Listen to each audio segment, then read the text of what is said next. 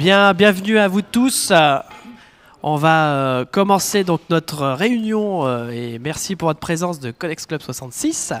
Je vais donner la parole en quelques secondes à notre amie Sandrine, notre vice-présidente, qui va donc nous parler un petit peu des informations du club. À toi Sandrine. Voilà, écoutez, toujours un plaisir de vous retrouver chaque mois. Ce soir, j'avais trois informations à vous donner. Dans un premier temps, je voulais réitérer les dates qui étaient les nôtres pour les prochains rendez-vous en soirée du Conex Club 66. Donc le mardi 15 avril, le mardi 13 mai, où là, il y aura une dégustation. Donc voilà, on va vous faire voyager un petit peu le 13 mai, je n'en dis pas plus. Et le 11 avril, pour notre escapade beaujolaise, j'espère que vous serez nombreux à participer à cette journée juste incroyable. On espère que la météo sera de la partie. Et il y aura une belle étape bistronomique puisque nous irons déjeuner dans une adresse quand même emblématique du secteur, au hameau du Bœuf. Et d'ailleurs, du coup, Abdou va nous passer une petite vidéo qui va vous montrer ce que vous allez vivre en partie d'ici un petit mois.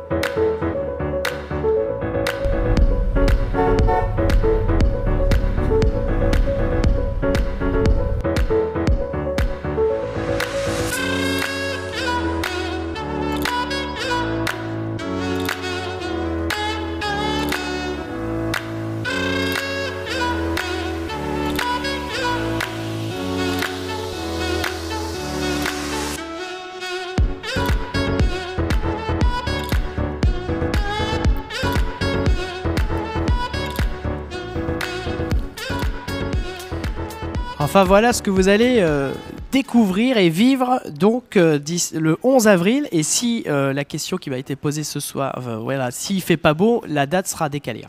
Voilà, on ne fait que quand il fait beau. Très bien, d'autant qu'on veut rouler cheveux au vent et en cabriolet ouvert.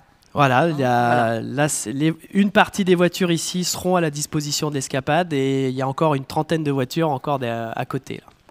Alors vas-y, je te laisse la parole. Très bien, alors en parlant d'escapade beaujolaise, admettons que vous souhaitiez faire plaisir à des prospects, à des clients, à votre équipe professionnelle. Il est tout à fait possible d'envisager une escapade. Il y a des conditions, être au moins 8 personnes. Logiquement et classiquement, le tarif est de 200 € hors taxe par personne, soit 240 € TTC. Mais le fait que vous soyez adhérent du Conex Club 66, Gary a la gentillesse de nous faire une remise de 20%. Voilà, donc à bon entendeur. C'est mon côté commerçant, ça. C'est ça. Voilà. Mais pour ceux... Gary en grand cœur. Voilà, de bon cœur. Mais attention, hein, là, c'est juste pour les escapades beaujolaises supplémentaires. Là, ceux qui sont membres du club, c'est tout est inclus dans la cotisation. Il n'y a rien à rembourser. Alors, au niveau du recrutement. Vous avez compris, vous avez été présent lors de 3 réunions de pré-création du club. Aujourd'hui, nous sommes 22 adhérents, ce qui est un joli résultat, somme toute. L'objectif étant d'être 30 personnes Aujourd'hui, il s'agit de regarder de plus près votre environnement personnel, professionnel, de voir s'il y a d'autres passionnés de belles mécaniques pour nous rejoindre, sachant qu'il y a quelques métiers qui ne sont pas représentés à ce jour. Je pense à des métiers comme les métiers du bâtiment, donc plombier chauffagiste par exemple, électricien, maçon. Je pense aussi à des métiers comme les professions libérales, dentistes, ostéo, kinés. Donc n'hésitez pas à en parler autour de vous, de façon à ce que nous puissions atteindre ces 30 adhérents. Et enfin, les portes ouvertes qui oui. auront lieu là, le 4-5 avril. Les portes ouvertes de Connex Auto, cette fois-ci, ont lieu les 4 et 5 avril, le vendredi de 14h à 21h, sachant qu'il y aura un petit moment d'apéritif en fin de journée à partir de 18h30 et le samedi à partir de 10h jusqu'à 18h. Venez nombreux. Si vous souhaitez passer au moment de l'apéritif, la seule chose que je vous demanderai pour optimiser notre organisation, c'est que vous me passiez un petit SMS ou un petit mail pour me confirmer votre venue et le nombre de personnes qui vous accompagnent. La porte ouverte, ça permettra aussi de présenter le club, surtout aussi l'environnement de ce club. Donc voilà, si vous voulez venir avec vos amis, faire découvrir ce lieu un peu emblématique, il sera ouvert et donc toutes les voitures seront exposées. On espère qu'il fasse beau ce jour-là. Et par les placements aussi, parce que c'est quand même une partie majeure de ton activité également. Oui, alors voilà, c'est Connex Auto, voilà, il y a plusieurs paramètres. Il y a le club, il y a l'événement et il y a l'investissement. Et ça, on sera à même, pour ceux qui sont intéressés, de développer un petit peu ce qu'on propose chez Connex Auto. Eh ben, merci Sandrine pour ton intervention. Maintenant, on va faire place à notre premier intervenant qui s'appelle donc Christophe. Et donc, Christophe va nous rejoindre. On applaudit Christophe.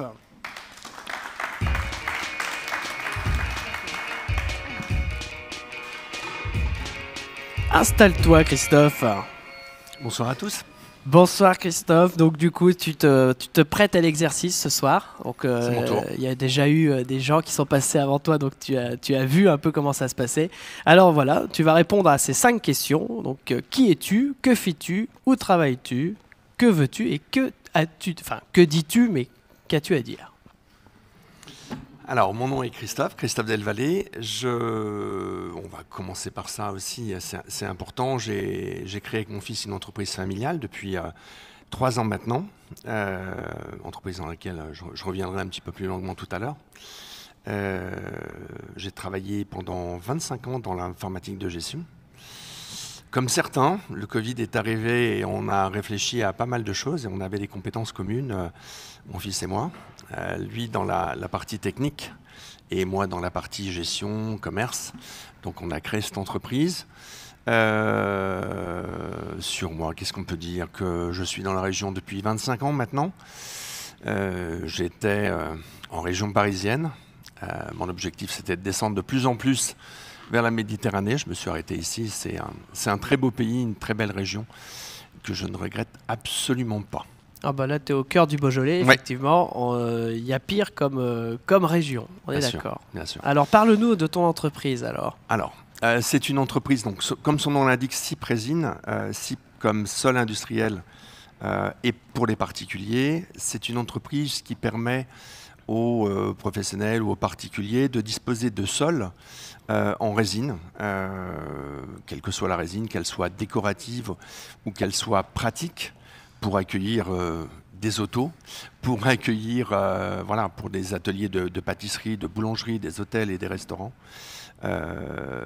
L'objectif pour moi, c'est de vraiment faire connaître ce matériau qui est extrêmement polyvalent. Et j'essaie de déboussiérer, de casser les clichés autour de ce matériau qui n'est pas très bien connu, qui est beaucoup connu dans les industries, mais très peu dans les ERP, enfin en tout cas les entreprises recevant du public, donc hôtels, restaurants, magasins. Voilà l'objectif pour moi, pour nous, de développer cette partie-là. Parce qu'en fait, la résine, c'est au niveau de l'application ou c'est un petit peu plus technique Alors, ça consiste, il y a vraiment 2 étapes. La première, pour moi, pour nous, c'est de venir conseiller au mieux le client, en tout cas le prospect dans un premier temps, en lui posant plein de questions. Quelle est la destination ? que souhaite-t-il faire, quelle est son activité, est-ce qu'il va y avoir des fénoïques qui vont passer, est-ce qu'il va y avoir des transpalettes, des automobiles, ou bien est-ce une destination agroalimentaire, auquel cas on va avoir une technicité particulière, ou bien tout simplement un objectif complètement décoratif pour donner un aspect un peu béton ciré, un peu joli pour des salles de bain, des salons, des cuisines et ce type de pièces. Donc tu travailles avec des architectes d'intérieur aussi, tu travailles avec des intégrateurs industriels, je suppose aussi. Oui, absolument. C'est vrai qu'on a beaucoup de prescripteurs. Ce sont des architectes d'intérieur, des maîtres d'œuvre au sens large qui nous accompagnent pour nous pousser vers des chantiers, vers leurs clients, qui au départ ne connaissent pas forcément ce matériau, ils le découvrent au fur et à mesure. Donc il y a beaucoup de prescripteurs dans nos clients et qui sont de plus en plus nombreux. Alors vous êtes combien maintenant dans ton entreprise alors? Alors pour l'instant nous sommes deux. Et de temps à autre, en fonction de la dimension du chantier, on va non pas sous-traiter parce que nous ne sous-traitons absolument aucune activité, mais on va aller chercher des petites mains pour nous aider à porter, à poser, à mélanger, puisque une résine est faite de deux composants, une base et un durcisseur. Ces deux composants étant mélangés, le matériau devient extrêmement dur et qui va permettre une utilisation soit quotidienne, soit industrielle. Et la capacité, vous êtes donc deux, par exemple, quelle est la capacité maxi que tu peux prendre comme chantier en termes de surface à traiter? Environ 1000 m². Oui, 1000 m², déjà, c'est déjà pas mal. Ouais, c'est beaucoup. C'est beaucoup. La dernière grosse réalisation, c'était 450 m². Et là, nous étions 5. Ok. Donc voilà, donc on va chercher soit des intérimaires, soit des personnes qui sont reconnues, que mon fils connaît puisqu'il a exercé cette profession avant. En intérim, tout simplement, on va les chercher pour venir nous aider pour appliquer. Et un petit avantage par rapport au carrelage, par exemple, si tu peux nous donner parce qu'on voit du carrelage partout. Donc Bien sûr. Alors, le carrelage versus la résine ne possède pas de joint. Okay. Le carrelage en a. Quelles sont les conséquences? C'est que d'un point de vue hygiénique, les bactéries vont se développer dans les joints, alors que sur une résine, absolument pas.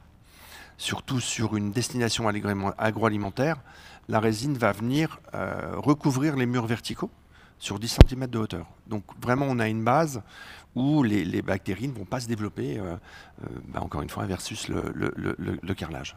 Peut-être aussi au niveau des nuisances sonores, quand on roule sur un sol sans joint, il y a moins de bruit ou de... Exactement. Ouais, je parlais de polyvalence du matériau tout à l'heure. Tu parles de bruit, on a des performances acoustiques qui permettent, avec une résine très particulière, de diminuer le son de 19 décibels. Ah ok. Ce qui est énorme, tout à fait, c'est beaucoup. Voilà, donc la polyvalence est extrême, c'est pour ça qu'on se doit de poser plein de questions. Comment va être utilisé le sol et nous, on sort telle ou telle résine, telle ou telle technique de résine qui nous est proposée par nos 4 fournisseurs. On en a choisi 4 aujourd'hui et qui permet de répondre au mieux de ses besoins. Et combien coûte un mètre carré de résine alors par rapport à un mètre carré de carrelage? Ça, c'est le côté normand, j'ai besoin de savoir un prix. On va dire que globalement, on démarre à 30 € le mètre carré hors taxe. D'accord. Posé fourni. Ouais, tout à fait. Et on va jusque 200-250 € le mètre carré hors taxe. Selon les critères de performance ou de résistance que tu dois faire. De performance, c'est aussi du travail de préparation du sol qu'on aura à faire. Tu parlais de carrelage tout à l'heure, on peut installer sur un carrelage. On n'aura pas besoin de déposer, en tout cas le client n'aura pas besoin de déposer le carrelage pour poser une résine. Mais nous, on a un travail préparatoire à réaliser qui est assez costaud, qui dure un peu, et voilà, ou des sols qui sont en mauvais état, et on va venir récupérer ces sols avec des mortiers de résine. Eh ben, très bien Christophe, et alors qu'est-ce que tu as à nous dire, une observation de l'actualité, est-ce que tu es content, pas content, est-ce que tu as un coup de gueule à donner, voilà, ton état d'esprit du moment? Ouais, des coups de gueule, j'en ai quelques-uns, je vais on en a parlé tout à l'heure avec Cyril. Des coups de gueule sur la complexité pour un entrepreneur, de créer son entreprise. D'accord, ouais. Et 2, pour continuer à assumer toutes ces charges administratives, fiscales pesantes. Ce qui serait pas mal, c'est quand même d'être accompagné un peu mieux, parce que aujourd'hui, pour être entrepreneur, il faut avoir une telle polyvalence, je trouve, entre justement un entrepreneur qui est pointu sur son domaine d'activité, ne peut pas forcément l'être en gestion ou en droit ou toutes ces. Alors évidemment, il faut s'entourer, mais on se doit, pour faire avancer l'entreprise, d'être à minima polyvalent, et c'est jamais évident. Et peut-être un peu aussi de sérénité, enfin de vision. On en parlait avec des membres tout à l'heure. Le décret du 1er janvier sur le solaire fait que des boîtes qui étaient pérennes il y a encore un an deviennent obsolètes depuis le 1er janvier en fait. Voilà. Ouais, Donc c'est assez compliqué, oui, d'avoir une vision, et ça, là, c'est nous, notre travail d'être chef d'entreprise, de pouvoir naviguer.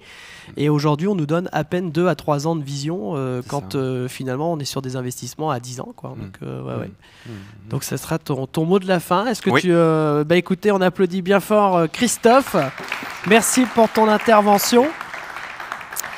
Et on va passer maintenant à la présentation de notre voiture.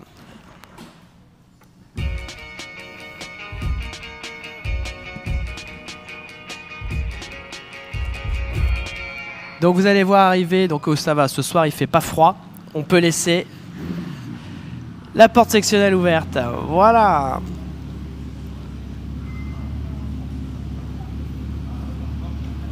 Faut que tu avances un petit peu et il faut que tu tournes un peu plus par là.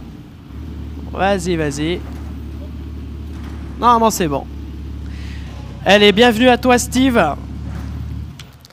Donc Steve est arrivé avec un bolide. Pour les connaisseurs qui vont reconnaître facilement. Donc Steve, vas-y, je t'en prie, installe-toi. Bonsoir à tous. Et vous avez Steve qui fait partie de l'équipe de Connex Auto et qui est un fan inconsidéré de BMW. Donc je lui fais plaisir ce soir. C'est gentil. Vas-y Steve, parle-moi de cette voiture qui paraît un peu classique quand on la voit à première vue, mais finalement pas mal de petites choses. C'est les premières générations d'M6. En fait, c'est les premières séries 6 qui passent dans les ateliers de motorsport. Parle bien là. Bien, voilà. Voilà. Et dessus, en fait, ils ont greffé le premier. Enfin, c'est pas le premier moteur, mais c'était un moteur dérivé d'une supercar, le M88 qui était monté sur la M1. Aujourd'hui, une M1, c'est minimum 400 000 €. Donc, en fait, le cœur de cette voiture, c'est exactement le même moteur. La particularité de ceux-là, c'est le Shark Nose en fait, c'est l'avant du requin en fait avec les calandres inclinés, finition en pointe. Ce qui la différencie des séries 6 normales, donc c'est les jupes avant, jupes arrière, le liseré sur tout le bord, sellerie entièrement en cuir, et puis le fameux moteur et des jantes BBS. Alors ce qu'il faut se dire, c'est que voilà, elle est de 1985 cette voiture, hein, donc c'est des voitures avec des performances donc assez exceptionnelles hein, là, pour l'époque. C'est un 6 cylindres en ligne de 3,5 litres, 0 à 100 en 6 secondes 4. Ça atteint facilement la barre des 250 km/h pour pas donner de vitesse max parce qu'en vrai de vrai c'est mieux de pas le dire. Voilà. Et non, donc belle motorisation et moteur réputé. C'est un exemplaire, la M635. Combien il y a eu d'exemplaires en France vendus? Il y en a eu très peu, je crois. En France, il y en a eu moins de 200. Voilà. J'ai pas de chiffre exact parce qu'en fait, ça varie entre 180 et 197. Voilà, on n'a pas le chiffre exact. Il y en a eu un peu moins de 6000 produites dans le monde et dont 200 pour la France en fait. Voilà. Alors ce modèle-là, il a une particularité, tu vas pouvoir nous en parler parce qu'il a une histoire en fait, ce modèle-là. Ce véhicule-là, c'est une première main, c'est donc le propriétaire qui l'a acheté neuf est toujours propriétaire de ce véhicule. Donc voilà, et actuellement, c'est le M635 à vendre le moins kilométré de France. Donc il a seulement 116 000 km, ce qui est très peu pour une BMW de 1985. Voilà, toujours suivi avec un historique et un soin. Voilà. En termes de prix, écoutez, pour moi, je trouve pas ça déraisonnable pour ce type de véhicule. Là, actuellement, c'est un exemplaire qui est affiché à 75 900 € de mémoire. Voilà. Mais faut se dire que En dessous de 60 000 euros, 65 000 euros, c'est quasiment introuvable en fait dans ces états-là, avec ce kilométrage-là et l'historique. Voilà. Donc ce véhicule fera partie aussi de l'escapade beaujolaise. Alors on fera un mail à tous les membres du club pour savoir, on vous donnera la liste des voitures qui seront disponibles, on va dire. On a à peu près une vingtaine de véhicules prêts à la balade. Et puis après, on verra aussi en fonction des affinités de chacun, parce que moi, on va partir avec 15 véhicules. Vous choisirez un peu le véhicule que vous souhaitez. Donc si personne veut celui-là, on ne le mettra pas, hein, on vous forcera pas. Hein. Mais voilà, ça fera partie des véhicules qu'on mettra à disposition, puisque le propriétaire nous a confié la vente de ce véhicule-là, mais nous autorise à l'utiliser parce que ça fait partie aussi pour moi de l'entretien d'un véhicule, c'est qu'il roule et il va rouler dans des conditions à 50, 60, 70 à l'heure, donc on ne va pas l'user et l'avantage c'est qu'il roule. Voilà. Donc merci Steve pour ton intervention et puis on applaudit Steve. Et là, je suis très fier et je demande que vous applaudissiez bien fort. C'est mon prochain invité, c'est Philippe Griot qui va venir nous rejoindre.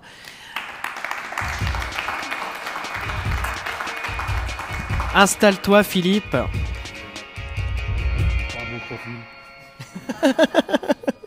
Prends le micro, Philippe. Eh bien, écoute, Philippe, moi, je suis ravi que tu sois là ce soir. Pour la petite histoire, ça fait qu'1 an qu'on se connaît, qu'on se côtoie. On a été présentés. Il y a eu une affinité qui s'est faite et finalement, en dépoussiérant le passé, Philippe était intervenu dans le club Kallio, dont Alicia fait partie, et Abdou. Et du coup, il nous avait déjà présenté le tribunal de commerce de Lyon. Mais là, ce soir, je voulais que Philippe nous parle un petit peu de son parcours professionnel qui est extrêmement intéressant. Et donc, je vais te laisser la parole pour que tu nous racontes un petit peu ce que tu faisais, le fait que tu sois le leader du logisticien dans un domaine bien particulier. Et donc, je te donne la parole, Philippe. Écoute, merci de cette invitation. Moi, je suis très flatté d'être devant vous aujourd'hui. J'ai un parcours un peu atypique de chef d'entreprise, c'est ma qualité essentielle d'être chef d'entreprise, mais avec une volonté très rapidement de faire autre chose que de gérer mon entreprise. C'est-à-dire que vous connaissez tous le principe des chefs d'entreprise, donc c'est beaucoup de temps qu'on passe à gérer non seulement son entreprise, mais tous les problèmes qui tournent autour de l'entreprise. Mais comme j'étais un peu masochiste à l'époque, je me suis un peu impliqué à droite et à gauche, notamment déjà professionnellement, puisque je suis un spécialiste de la logistique internationale dans un monde très particulier qui est le monde du nucléaire. Alors on en a parlé tout à l'heure, c'est vrai que le pari sur le nucléaire a été longuement critiqué, notamment par les écolos européens, d'une hypocrisie sans nom, puisque les Allemands ne veulent plus de centrales nucléaires, mais ils consomment quand même de l'électricité nucléaire grâce au réseau mis en place sur le plan européen. Donc moi j'ai commencé par aider en termes de logistique à la construction des centrales. C'était le plan Giscard dans les années 74. Donc, vous voyez, c'est une histoire que les moins de 20 ans ne peuvent pas connaître. Mais j'ai commencé comme ça, très jeune, et construction de toutes les centrales nucléaires françaises dans un premier temps, et ensuite européenne. Donc là, c'était du transport, mais un peu spécial, parce qu'il y avait des dimensions et des poids. Quand on voit un générateur de vapeur qui pèse 300 tonnes, il faut pouvoir le transporter, même en pièces détachées. Mais c'était quelque chose de relativement simple à organiser. Donc c'était de la logistique internationale, avec des importations du monde entier, et puis de l'assemblage fait par des grandes sociétés comme Framatome à l'époque, Creusot-Loire, EDF, qui était responsable effectivement de tout ce programme. Mais au bout d'un certain temps, les centrales nucléaires, elles avaient quand même une vocation, c'est-à-dire de produire de l'électricité, avec un ingrédient et un combustible qui était quand même relativement dangereux, qui était donc l'uranium. Et dès qu'une centrale nucléaire commence à produire de l'électricité, on est dans un confinement radioactif. Et quand on parle de radioactivité, ça fait peur à tout le monde. Donc mes principaux clients, donc Cogema, Framatome, EDF, etc., m'ont demandé si j'étais intéressé par le transport dans le cadre de la maintenance des centrales nucléaires. Une centrale nucléaire, c'est comme une voiture. On en a beaucoup ici autour de nous. Eh bien, c'est tout neuf, donc ça marche bien. Au bout d'un certain temps, il faut quand même vérifier si ça marche encore, dans un contexte quand même un peu particulier, parce que si une centrale nucléaire commence à avoir des problèmes et que tous les liquides qui sont à l'intérieur de la centrale commencent à se répandre un peu partout, soit sous forme de liquide, mais également sous forme de gaz, on est dans des systèmes Three Mile Island aux États-Unis, Tchernobyl en Russie, et puis la dernière au Japon qui nous a fait beaucoup parler. Donc c'est un métier très particulier, avec une organisation logistique très particulière, qui nécessite des véhicules spéciaux, qui nécessite des formations tout à fait particulières pour le personnel et les conducteurs, et une surveillance très importante. Moi, tous mes conducteurs, j'en avais une centaine à l'époque, étaient porteurs de badges qui enregistraient la radioactivité qu'ils étaient susceptibles de prendre sur les sites nucléaires, sachant qu'au bout d'un certain délai ou une certaine quantité de millirem, puisque c'était la notion de l'époque en termes de radioactivité, les conducteurs devaient être mis au vert. Alors, se mettre au vert, ce n'était pas aller à la montagne ou dans un chalet, c'est-à-dire qu'on ne pouvait plus leur confier de mission de transport jusqu'à ce que la radioactivité diminue naturellement, etc. Alors, le seuil, pour vous rassurer un peu, le seuil de radioactivité dont on parlait n'était pas supérieur à celui qu'on trouve au-dessus du mont Gerbier-des-Joncs lors de la source Badois. Donc on en est, ou dans les dolmens bretons, qui effectivement, eux, grâce au granit, comportent énormément un peu de radioactivité. Donc on était dans un système de précaution extraordinaire, mais auquel il fallait s'adapter. Alors j'ai entendu tout à l'heure un certain nombre de propos sur la rigidité administrative de notre beau pays. Donc j'ai vécu avec ça pendant des tonnes d'années, en acceptant bien évidemment de le faire, puisque si on ne le faisait pas, on n'avait plus le droit d'exercer nos propres métiers. Mais c'est quelque chose de pesant. Donc on passait plus de temps à gérer l'administratif qu'à gérer l'exploitation, la comptabilité et la rentabilité de nos entreprises. Donc ça, j'ai commencé par travailler sur les centrales françaises, avec des camions tout simplement, puis avec des centrales européennes, donc aller un peu plus loin, y compris dans les pays de l'Est, et puis ensuite à travailler sur des centrales exotiques, comme on les appelait, c'est-à-dire aux États-Unis, en Corée, au Japon, en Afrique du Sud, etc. Donc là, c'était un autre sujet, donc il fallait des bateaux pour pouvoir transporter ces produits que les exploitants nucléaires attendaient de toute urgence en cas de panne ou en cas de révision de réparation de leur centrale. Et il m'est arrivé, alors ça c'est des anecdotes, mais c'est sur le coup assez difficile à mettre en œuvre, d'affréter des avions Boeing 747 ou Antonov 124 pour transporter un conteneur de produits radioactifs sur une centrale en Corée, aux États-Unis, etc. Donc c'est un métier passionnant, Ah oui, ça passionnant, vraiment passionnant. Qui m'a bien occupé pendant des années, qui m'occupe encore un peu puisque j'ai gardé quelques actions dans les sociétés que j'ai vendues. Et pour ne pas prendre trop de temps dans cette belle soirée à laquelle tu m'as invité, je dirais simplement que comme je ne savais pas me contenter de gérer mes entreprises, je me suis amusé à m'impliquer dans un certain nombre d'organisations. Ça a commencé par les organisations, donc les syndicats professionnels de logistique. Et j'ai commencé à prendre des responsabilités donc, régionales, puis nationales. Et ensuite, il y avait des mandats à prendre à droite et à gauche. Et comme j'avais fait quelques études de droit, moi je suis un autodidacte, hein, je n'ai aucun diplôme. Je me suis fait dans une école magnifique que vous connaissez certainement, qui s'appelle le CJD, le Centre des jeunes dirigeants. C'était une excellente école. J'ai tout appris. Et ça m'a donné envie de m'impliquer à l'extérieur de l'entreprise pour savoir ce qui se passait à l'extérieur de l'entreprise et non pas rester focalisé sur mes 150 collaborateurs et une activité qui était une activité qui m'occupait quand même beaucoup. Surtout que tu as pris un risque parce que tu avais intégré une entreprise, une belle entreprise, qui t'avait proposé un poste important et tu as dit non, je crée ma structure. Enfin, oui, alors ça c'est la période, l'époque pionnière de mon activité. Comme je n'avais pas de diplôme, j'ai cherché du boulot. Je suis orphelin de guerre. Mon père était un des rares aviateurs qui a été tué à la guerre d'Algérie. J'avais 10 ans, donc on m'a collé dans une école, pension militaire, je ne sais pas si vous voyez le truc. Pension militaire avec un uniforme, avec un lever des couleurs à 6 heures du matin, rentrer à la maison quand on pouvait le faire une fois par trimestre, donc des choses qui étaient quand même riches sur le plan de l'éducation, dont on a beaucoup parlé ensemble tout à l'heure, sur la culture finalement de ce qu'un individu pouvait apporter à sa nation et non pas un peu comme ce que l'on voit un peu trop aujourd'hui, comme ce que la nation peut apporter à l'individu. Donc j'étais un peu formaté dans un schéma comme celui-ci, et donc quand j'ai eu une période assez trouble, où finalement, après avoir passé 10 ans de la 6e à la terminale dans une école militaire, j'ai un peu pété les plombs. Et alors que j'étais pris d'excellence jusqu'à la première, je suis allé passer mon bac en rendant copie blanche au bout de 5 minutes. J'étais dans le livre Guinness des records de celui qui rendait les copies le plus rapidement possible. C'était une connerie, hein, une vraie connerie, mais je l'ai faite en conscience et je ne la regrette pas.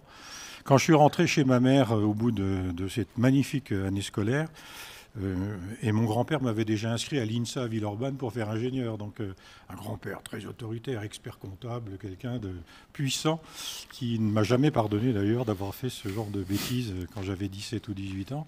On m'a réinscrit une deuxième fois à Dijon au lycée Carnot, beau lycée Carnot, donc pour passer à nouveau le bac en terminale C à l'époque. Et j'avoue avoir passé mon temps, 1, à jouer au rugby, 2, à courir les filles. Parce que quand on était à l'école militaire, il n'y avait pas de filles, puis on avait les cheveux tellement courts dans les années 69-70 qu'on n'était absolument même pas identifié par la moindre jeune femme ou jeune fille qui passait dans la rue. Donc quand je suis arrivé, j'ai trouvé du travail, et on m'a donné un boulot dans une boîte de transport qui s'appelait Gondran, jolie, très très belle société, avec un poste, mais alors encore beaucoup plus prestigieux, j'étais coursier. Et coursier, je ne savais pas ce que j'allais faire comme course d'ailleurs, puisqu'on me demandait de porter des documents à l'administration des douanes pour, à l'époque, c'était avant l'ouverture du marché commun, donc permettre d'obtenir un document qui permettait aux chauffeurs de traverser les frontières pour aller en Allemagne, en Belgique, etc. Je me suis tellement fait chambrer par les inspecteurs des douanes, fonctionnaires ô combien sympathiques, que finalement j'ai essayé d'apprendre ce métier et que ça a été un peu le leitmotiv de ma vie, c'est-à-dire quand je ne sais pas, je me tais, mais j'essaie de comprendre, d'apprendre pour pouvoir un jour reparler de façon un peu intelligente de ce que j'ai pu faire. C'est ce que j'ai fait pendant quelques années. Et puis, bon, fatalement, quand vous commencez à vous intéresser, quand vous avez une école comme le CJD qui vous forme, quand vous avez des patrons qui sont des patrons intelligents et sympathiques, vous progressez. Donc j'ai commencé à progresser, j'ai fait du commercial, j'ai été responsable d'agence, responsable de région, jusqu'au jour où on m'a proposé la direction générale du groupe. C'est ça. Et j'avais 28 ans. Et ce groupe-là, c'était 3000 personnes dans le monde entier. Donc, mais j'avais une condition pour l'accepter. Il fallait que je vire l'ancien directeur général. Et ça ne fait pas partie de mon ADN. Donc j'ai dit non. Et j'ai dit, je vais créer mes propres entreprises. Alors là, créer ses propres entreprises quand on a 28 ou 30 ans, c'est quand même quelque chose d'important. Surtout dans un domaine aussi réglementé que celui-ci. Donc je crois que j'étais devenu fou. Et j'ai commencé à démarrer donc, ces activités-là pour terminer quelques 10 ou 15 ans plus tard comme la société de transport logistique de produits nucléaires la plus importante d'Europe, privée, privée. Parce qu'il y a quand même des grosses entreprises qui sont des entreprises nationalisées, aussi bien en France qu'en Italie, qu'en Allemagne, qu'aux États-Unis, qui sont effectivement très importantes. Donc je me suis régalé pendant tout ce temps-là, et puis... comme finalement le résultat était plutôt correct en termes de chiffre d'affaires et de marge, et que l'argent n'était pas à l'époque mon moteur le plus important, d'ailleurs il ne l'est toujours pas, mais j'ai préféré embaucher des collaborateurs de très haut niveau, qui gagnaient beaucoup plus que moi finalement, pour pouvoir m'impliquer à l'extérieur de l'entreprise, comme je l'ai dit tout à l'heure. Donc j'ai commencé par ces responsabilités professionnelles, et puis ensuite les responsabilités dont tu parlais tout à l'heure, donc président du tribunal, juge d'abord, puis président du tribunal de commerce de Lyon. Et puis, une fois, c'est des mandats de 4 ans, donc au moins ça dure 4 ans, mais c'est du 100% de son temps. Il fallait quand même gérer un peu la boîte derrière. Bien sûr. En termes de développement commercial et d'investissement financier, c'était quand même important. Mais j'ai quand même récidivé dans la bêtise ou dans l'euphorie totale. J'ai pris la présidence de la Chambre de commerce de Lyon aussi, quelques temps après, où là, je me suis battu contre des gens qui étaient des dinosaures, ou des dinosaures, tout simplement. Le monde consulaire est un monde exceptionnel pour celui qui n'a rien à dire et qui n'a pas, effectivement, de volonté de vouloir faire changer les choses. Donc, je me suis battu contre une espèce d'institution moribonde, qui d'ailleurs existe encore, et vous la connaissez à Villefranche-sur-Saône, vous en avez une aussi, cette chance magnifique. Moi, j'avais celle de Lyon, qui était une des plus grosses. Mais avec la volonté de faire des choses totalement idiotes, c'est-à-dire le principe était de, soi-disant, aider les entreprises à exister, à se développer. Mais en fait, ce n'était pas du tout ça. Je l'ai compris qu'1 an et demi après. C'était d'avoir effectivement des galons sur les épaulettes et d'exister, quoi. Voilà. Alors des cocktails, j'en ai fait des tonnes. J'ai pris 25 kilos pendant ce temps-là. Et puis, je me suis battu contre le système en disant c'est pas comme ça qu'on devrait faire. On est à disposition des entreprises et non pas le contraire. C'est-à-dire qu'on n'est pas des grands patrons, grands Manitou, des cocktails mondains. On est simplement là pour donner du temps et puis aider les entreprises qui ne vont pas très bien. Ça n'a pas plu du tout. Ça n'a pas plu du tout. Donc j'ai arrêté cette fonction magnifique au bout de 3 ans au lieu d'aller aux 4 parce que j'en avais plus que marre et puis ça servait absolument à rien. Et je me suis dit, dans le fond, qu'est-ce que tu as appris dans ta vie? C'est manager des entreprises et des hommes, surtout avant les entreprises, et de façon différente. Tribunal de commerce, moi j'étais un spécialiste de la prévention des difficultés des entreprises. Et mon rôle, c'était justement d'avoir des chefs d'entreprise qui viennent me voir ou nous voir très en amont de leurs difficultés irrémédiables pour qu'on puisse leur donner des solutions et les aider à trouver les solutions qui permettaient de passer ces caps difficiles pour pouvoir continuer leurs entreprises après une amélioration du système. Donc ça, c'était quelque chose qui m'intéressait. La deuxième, c'était de me dire, dans le fond, quand tu étais au CJD, tu as eu affaire à des collègues ou des copains qui étaient soit héritiers d'entreprise, soit créateur d'entreprise, soit cadre supérieur d'entreprise. Donc j'ai eu cette expérience avec ce poste de vice-président national, de vivre finalement la création d'entreprise et son développement. Je me dis, ça c'est un capital qu'il te faut mettre à disposition des autres, parce que partir avec une expérience sans la transmettre, c'est la pire des choses qu'on puisse imaginer. Donc je lui dis, tu vas te mettre dans un costume totalement différent, avoir des contacts avec des chefs d'entreprise en difficulté, leur expliquer comment on peut faire et comment il faut faire pour pouvoir s'en sortir. Et puis dans le deuxième volet, c'est dire identifier des jeunes pousses qui ont envie de développer leur propre entreprise, comme moi je l'ai fait à l'époque un peu tout seul, et de leur trouver des solutions pour qu'ils ne soient plus seuls, qu'ils soient accompagnés sur ce que vous faites tous à l'heure actuelle, si j'ai bien compris. Donc ça, c'est ma fierté, c'est-à-dire selon une phrase de Saint-Exupéry, c'est-à-dire que l'avenir, on n'a pas hérité de l'avenir de nos parents, on l'a emprunté à nos enfants. Et ça, c'est quelque chose qui m'a toujours marqué, faire en sorte que tout ce que je sais, je dois le transmettre, mais pas n'importe comment et pas dans n'importe quelle condition. Alors ça, c'est pour la partie sympathique de la carrière et des activités annexes. Moi, je suis ravi de me retrouver dans une ambiance voiture. On a parlé des M1 tout à l'heure. J'étais commissaire de piste à Monaco, dans le Grand Prix de Formule 1 pendant 10 ans. Pourquoi Monaco? Parce que Monaco, c'est très spécial par rapport aux autres Grands Prix. Les commissaires de piste de tous les Grands Prix du monde sont affiliés à la FIA, à la Fédération internationale. Monaco, on est affilié au Prince. Donc c'est totalement différent. Moi, j'avais ma famille qui habitait Menton, Nice, et mon frère aîné, qui était commissaire de piste depuis un certain nombre d'années, il m'a recruté. J'étais formé. Alors j'allais sur la piste avec des crochets pour retirer les voitures qui rentraient dans les rails, parce qu'à Monaco, c'est quand même difficile d'éviter les rails, notamment au Loves, donc à l'hôtel où j'étais en poste. Et donc j'ai fait ça pendant une dizaine d'années, commissaire de piste à Monaco. Alors les M1, autour des Grands Prix de Formule 1, il y a les Formule 1, il y a les Porsche, et puis il y avait à l'époque les M1. Et je me souviens de ces courses de M1, BMW M1, dont un pilote magnifique qui s'appelait Hans Stuck. Je ne sais pas si vous avez connu ça. Encore une histoire on ne connaît pas de moins de 20 ans. Hans Stuck, il a eu un exploit magnifique. Les courses de M1, c'était des courses avec des vrais pilotes de M1, des voitures magnifiques. Et en plus, il y avait une place pour le pilote de Formule 1 qui avait fait le meilleur temps aux essais. Donc la pole position en F1 avait le droit de conduire une M1 pour la course officielle. Hans Stuck, qui était un Allemand, comme son nom l'indique, et qui était un des grands champions de la M1, ne voulait pas se laisser doubler par un Niki Lauda, par un Alain Prost, etc., etc. Donc il roulait comme un fou. Et je l'ai vu passer, très honnêtement, au-dessus des rambardes de sécurité, heurter les grillages avec sa M1. C'est quand même une voiture qui pèse 1,5 tonne, 1,6 tonne à peu près. Donc en tonneau sur le Grand Prix de Monaco, il faut quand même le faire. Et heureusement, personne n'a été blessé parce que les grillages avaient été faits selon les conditions qui s'imposent à l'époque. Donc des voitures, moi je ne suis pas né dans les voitures, à part mon père qui, avant de décéder, avait une 4 chevaux magnifique. Ah, on en a une encore. Voilà, on a j'en une ai sport. Vu une, effectivement, chez vous. Moi, j'étais passionné par des voitures et j'ai eu la chance, à un moment ou à un autre, de pouvoir réaliser les rêves de gosse que j'ai eus, c'est-à-dire acheter des voitures dont je rêvais tout petit. Alors, j'ai commencé par une Méhari, bon, sympa. Ensuite, j'ai cette magnifique Morgane que vous voyez là derrière.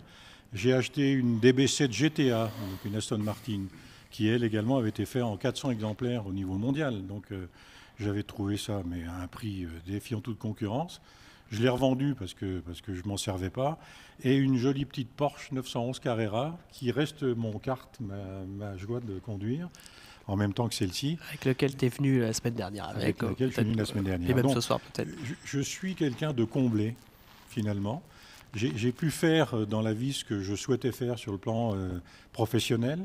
J'ai pu m'engager en tant que citoyen pour aider des entrepreneurs en difficulté et aider des jeunes à démarrer leur boutique. Je vous en donnerai deux exemples tout à l'heure.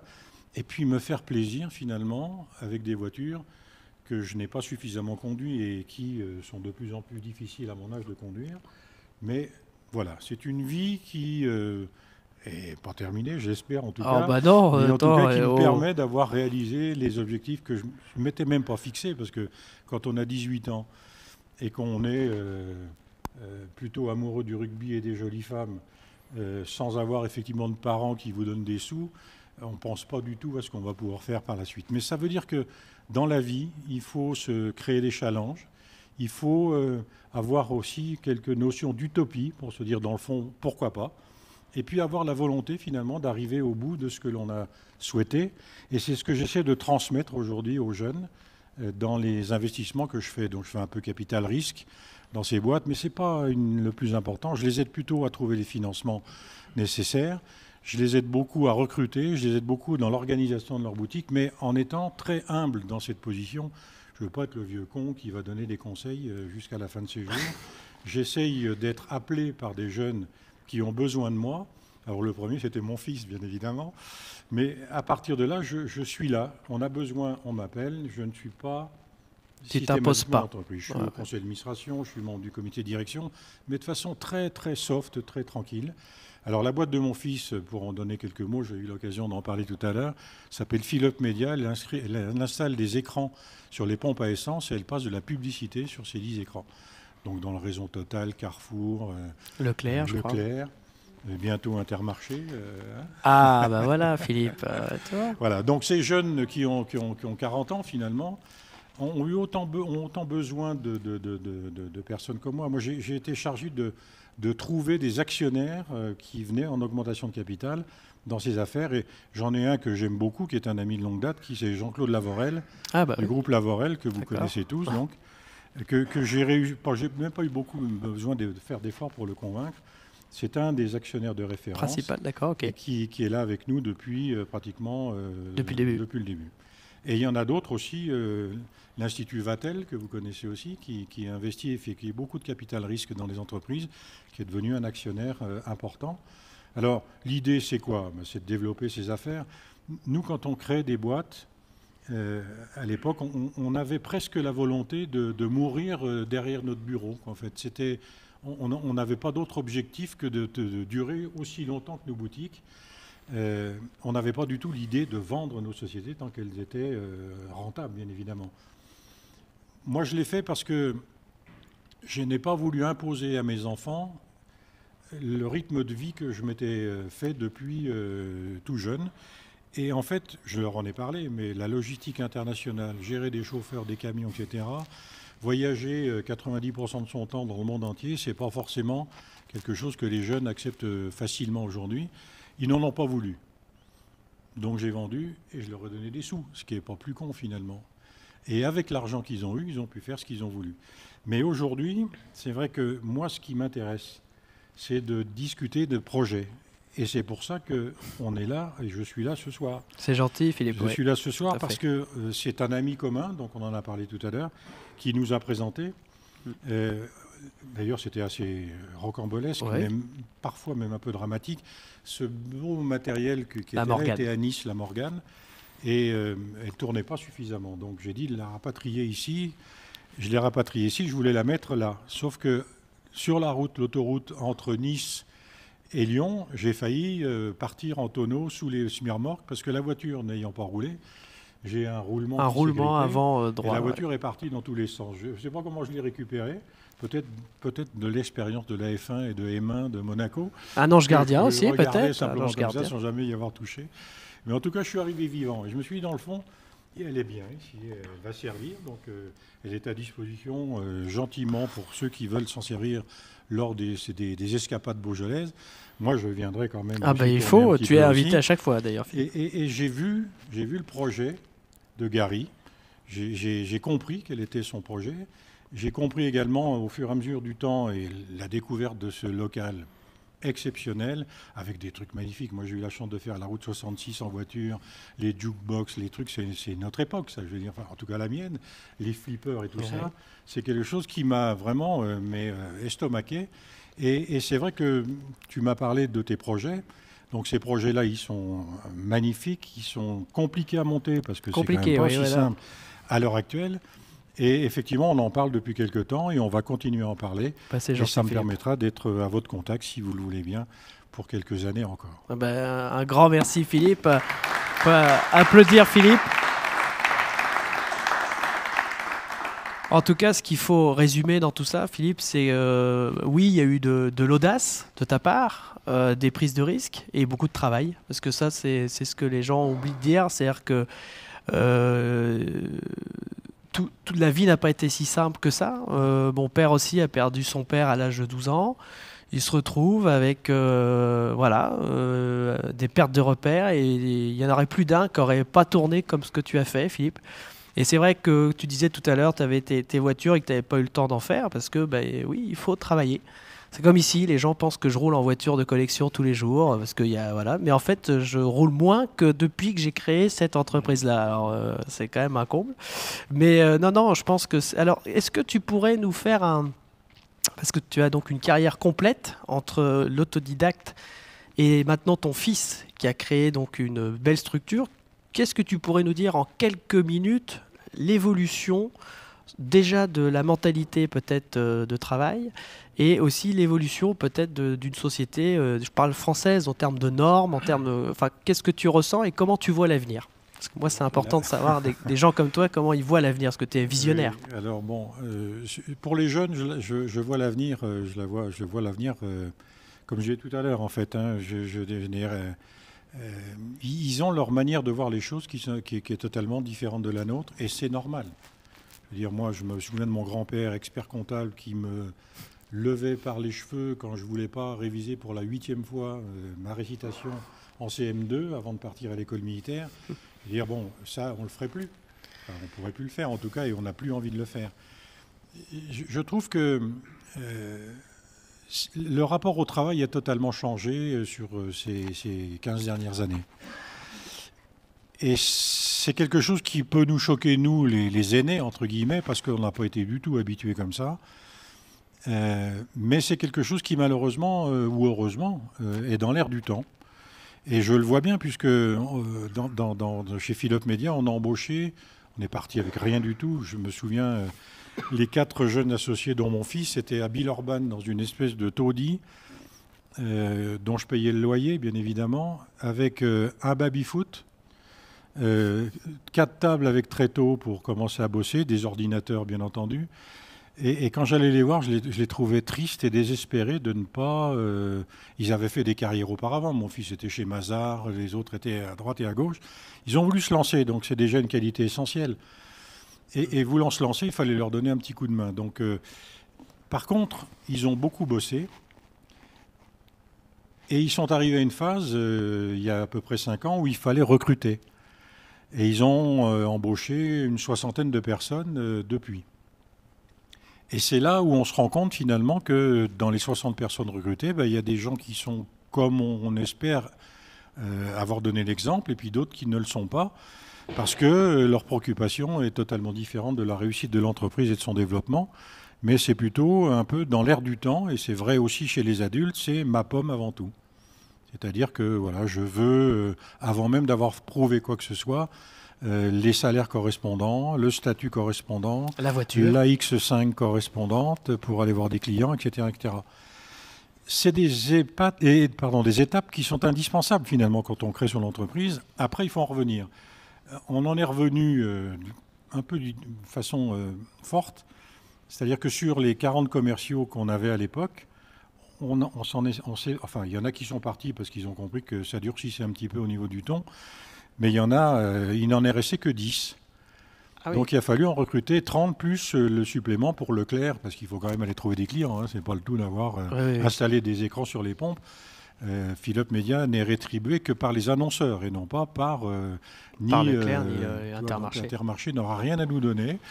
c'est nous qui versons des royalties aux grandes chaînes de distribution pour l'utilisation des pompes à essence qu'elles mettent à nos dispositions pour y installer les écrans. Donc le système maintenant est totalement différent et ces jeunes qui sont là maintenant, la moyenne d'âge ça doit être 35 ans à peu près dans la boutique, c'est pour la plupart maintenant des jeunes qui ont envie de découvrir et d'apprendre au contact de moins jeunes ou de gens d'un peu plus d'expérience et qui, avec humilité, acceptent de se remettre en cause. Mais ce n'est pas vrai dans toutes les entreprises. Moi, je connais d'autres entreprises plus importantes dans lesquelles il n'y a effectivement pas du tout cet état d'esprit-là. Donc ça ne me plaît pas. Et pour répondre à ce que je disais tout à l'heure, c'est-à-dire qu'est-ce que je peux apporter à la société dans laquelle je suis et qui me paye, et non pas qu'est-ce que la société va me demander avant que j'ai fait les moindres preuves. Et ça, malheureusement, ça existe. Ça existe de plus en plus. Et ça, c'est le système qui le fait. C'est le système même d'éducation des parents qui existent de moins en moins.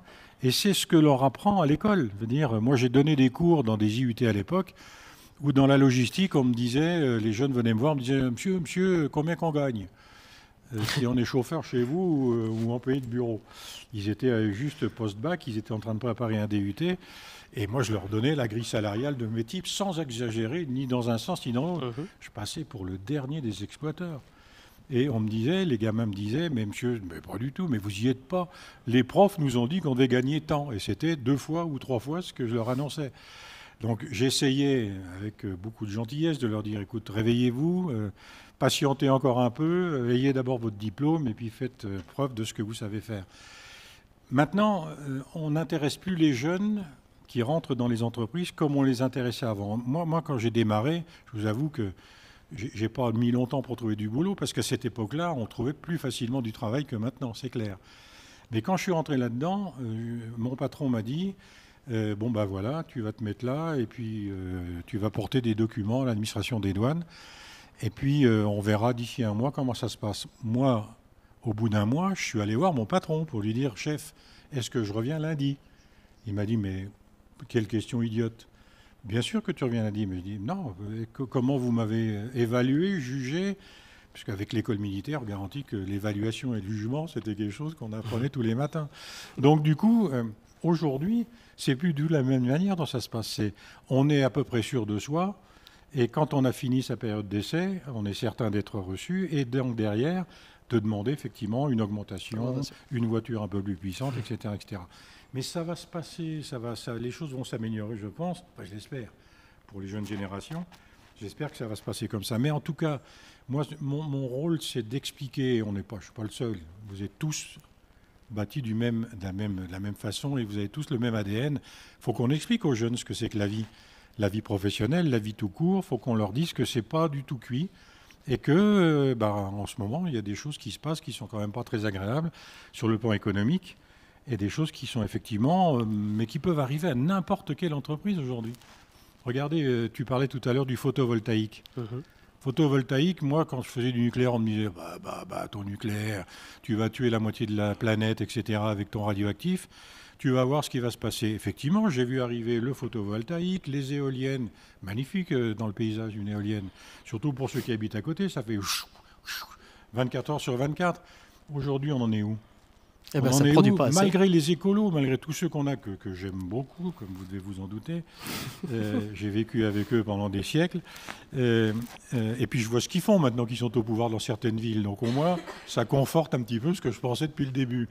Eh bien, malgré cette pression-là, qu'est-ce qu'on décide de faire? De créer des mini-centrales nucléaires sur les sites qui existent déjà, Paluel, Golfech, et tous les sites nucléaires de France. Pourquoi? Parce que, qu'on le veuille ou non, Il y a un danger, effectivement. Mais si une hélice d'une éolienne venait à tomber et à partir d'un cerf-volant pour tomber sur la ville de Lyon, ça serait aussi dangereux. Regardez les difficultés, les incidents qu'on a eus dans le nucléaire par rapport aux incidents qu'on peut avoir dans n'importe quel, dans l'industrie pétrolière, dans l'industrie chimique, etc. Donc, il faut relativiser les choses. Et aujourd'hui, on revient au nucléaire. Voilà. Et donc, pour revenir au nucléaire, pourquoi? Parce que c'est l'énergie la plus propre, c'est l'énergie la moins chère. Et c'est la seule, à l'heure actuelle, sauf à ce qu'on trouve des mines d'or et des ressources en hydrogène sur le tôle français, paraît-il, on va en trouver, c'est la seule dont on a effectivement la maîtrise. Les plus grands spécialistes du nucléaire au monde sont français, grâce à Framatome Creusot-Loire, grâce à EDF et tous les sous-traitants qui ont travaillé pour cette filière. Et aujourd'hui, on en revient à ça. Donc on n'est pas à l'abri d'un changement radical. La seule chose qui peut effectivement nous faire du mal, c'est la bêtise humaine. C'est-à-dire de ne pas se rendre compte de cette évolution et de vouloir conserver ces acquis, ces schémas qu'on a depuis des dizaines et des dizaines d'années. Et c'est un peu le drame. Alors, tu me poses une question sur ce que je pense à l'heure actuelle, finalement, de la politique, des gouvernants, de l'Europe, des règles, des normes, etc. etc. Je n'ose pas dire ce que j'en pense. Non, On a deviné, Philippe, on a deviné. Un peu au risque de vous choquer puis de ne plus être admis ici. Non, t'inquiète pas. Je trouve qu'on est dans un schéma qui est un schéma tellement protectionniste, tellement réactionnaire par rapport à ce qui devait se faire, qui doit se faire et qui devra se faire encore pendant des générations, que c'est d'une malhonnêteté crasse vis-à-vis des jeunes générations, pas vis-à-vis de nous. Nous, on s'en fout, on a compris. Hein. Et puis la retraite, on l'a. Et donc, à la limite, c'est pas comme les jeunes qui ne l'auront pas s'ils ne se la font pas eux-mêmes. Donc, tout ça, c'est des schémas qui, et on le voit malheureusement depuis quelques années en France et en Europe, on répète en permanence les mêmes erreurs, les mêmes conneries, et on s'enfonce de plus en plus. Et quand on voit des gens qui commencent à vouloir bouger un petit peu, faire sauter un petit peu tous ces objectifs rideaux qu'on a à l'heure actuelle, ces gens-là sont considérés comme des loufoques. C'est ce qui s'est passé, c'est un peu ce qui s'est passé avec toi, avec la Chambre de commerce, voilà. De toute façon. C'est ça.